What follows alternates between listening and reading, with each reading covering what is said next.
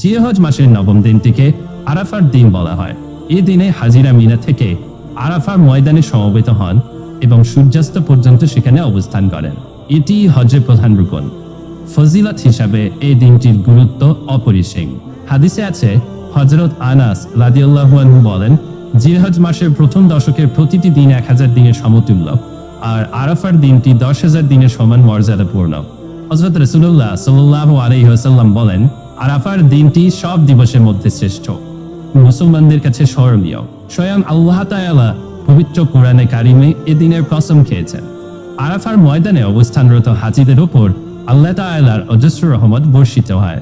এই প্রসঙ্গে হাদিসে ইরশাদ হয়েছে, হযরত রাসূলুল্লাহ সাল্লাল্লাহু আলাইহি ওয়াসাল্লাম ইরশাদ করেন, বদরের যুদ্ধের দিন বাদে শয়তান সবচেয়ে বেশি অপদস্থ, ধিক্কৃত ও ক্রোধান্বিত হয় আরাফার দিনে।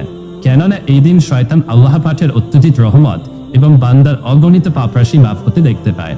মুসলমানদের জন্য অত্যন্ত গর্বের। তাই এ দিন বেশি বেশি ইবাদত বন্দেগীতে মনোনিবেশ করা অপরিহার্য। আরাফার দিনের আমল সমূহের মাঝে রয়েছে: 1. জিকির ও তাসবিহ পাঠ করা। 2. বেশি বেশি দোয়া ও ইস্তেগফার পড়া। নবী করিম সাল্লাল্লাহু আলাইহি সাল্লাম ইরশাদ করেছেন, সর্বোত্তম দোয়া হচ্ছে আরাফার দিনের দোয়া। এদিনে দোয়া ও তওবা কবুলের সমূহ সম্ভাবনা রয়েছে। 3. রোজা রাখা। নবী করিম সাল্লাল্লাহু আলাইহি ওয়াসাল্লাম বলেন, আরাফার দিনের রোজার ব্যাপারে আমি আল্লাহর কাছে আশাবাদী যে তিনি এ রোজা দ্বারা পূর্ববর্তী 1 বছরের এবং পরবর্তী 1 বছরের গুনাহ মাফ করে দেবেন। আনুগত্য বা নৈকট্যের একটি কাজ করি, যা দ্বারা এমনভাবে নিকটবর্তী হই যা ব্যতীত আমাদের কোনো নিঃশ্বাস অন্য কাজে ব্যস্ত হয়ে শূন্য না হয়, তা নিশ্চিত করার জন্য চেষ্টা। যদি আমাদের কাছে বিশ্বের রত্নগুলির মধ্যে একটিও থাকে এবং তা যদি চলে যায়, তাহলে আমরা ভীষণ বিরক্ত হব এবং কষ্ট পাব। তাহলে পৃথিবীর সেরা দিনগুলো কিভাবে নষ্ট করব? কুদরতের রাত জানা নাই, কিন্তু আরাফার দিন আমরা জানি। লাইলাতুল কদরে আল্লাহ সুবহানাহু ওয়া তাআলা ফেরেশতাদের বলেন দুনিয়ায় অবতরণ করতে, আর আরাফাতের দিন আল্লাহ সুবহানাহু ওয়া তাআলা নিকটবর্তী স্থানে স্বয়ং অবতরণ করেন। তাই সুযোগটি কাজে লাগাই এবং যতটা সম্ভব কঠোর পরিশ্রম করি, যা বছরে একদিনই পালনের সুযোগ হয়। সময়সূচি: 1. আল্লাহ সুবহানাহু ওয়া তাআলার আনুগত্য করার জন্য নিজেকে শক্তিশালী করতে আরাফার রাতে তাড়াতাড়ি ঘুমানো। 2. সেই দিন রোজা রাখার নিয়তে সেহরির জন্য প্রস্তুত হওয়ার জন্য ভোর হওয়ার আগেই ওঠা। 3. তারপর কমপক্ষে 2 বা 4 রাকাত তাহাজ্জুদের নামাজ আদায় করা। দুনিয়া ও আখিরাতের কল্যাণের জন্য সিজদা করার সময় আমাদের পালনকর্তার কাছে দোয়া করা এবং তার প্রশংসা করা যে আমরা এমন একটি দিনে পৌঁছেছি যেদিন রহমত ও ক্ষমা অবতীর্ণ হয়। ক্ষমা চাওয়ার জন্য সময় কাটানো। যতক্ষণ না আমরা ভোরবেলার ক্ষমা প্রার্থনাকারীদের একজন হিসাবে আল্লাহ সুবহানাহু ওয়া তাআলার কাছে নথিভুক্ত হই। 5. ফজরের আজানের 5 মিনিট আগে ফজরের নামাজের জন্য প্রস্তুত থাকা এবং অনুভব করা যে অজুর শেষ ফোঁটা দিয়ে আমার গুনাহগুলো ধুয়ে ফেলা হচ্ছে, অতঃপর দুরূদ পড়ি। 6. ফজরের নামাজ জামাতে পড়ার চেষ্টা করা এবং সালামের পরপরই তাকবীর শুরু করা।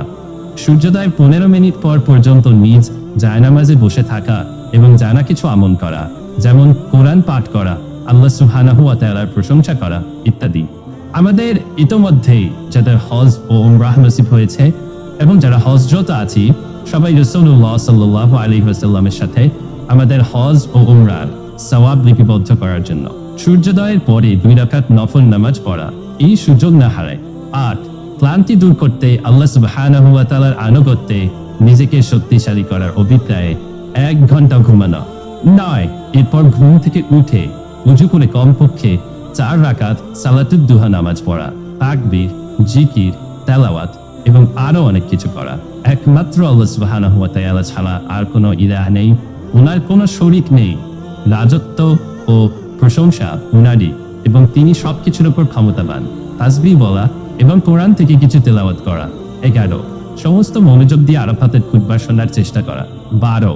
আসরের নামাজ পড়া, তাকবীর বলা এবং জিকির করা। 13. সূর্যাস্তের প্রায় 1 ঘন্টা আগে পর্যন্ত কোরআন পড়া, বিনয়ের সাথে দোয়ার দরখাস্ত শুরু করা। পাশাপাশি আল্লাহ সুবহানাহু ওয়া তাআলার সামনে আমাদের অবস্থান স্মরণ করি। আমাদের মুসলিম ভাইদের জন্য দোয়া করতে ভুলি না।